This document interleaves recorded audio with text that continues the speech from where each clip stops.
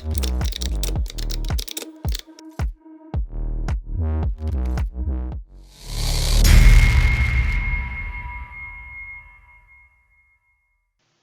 guys, welcome to a new video. Today we are gonna use the crystal liquid display of 16 columns and 2 rows.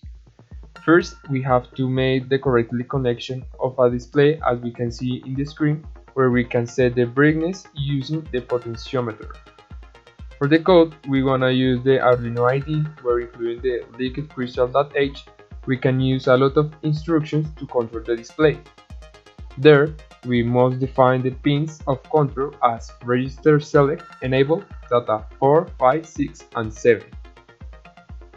For the example, we create a new character using the register figure, where we define the value of the byte arrangement to custom the character.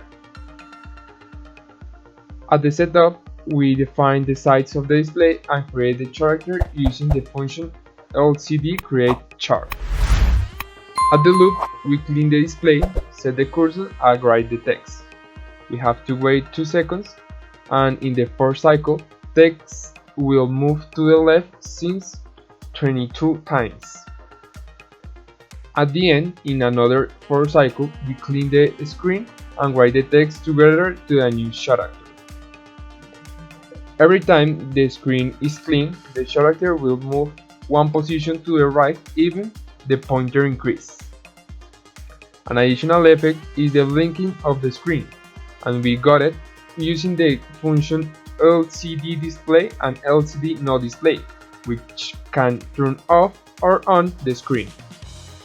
And this is how it works.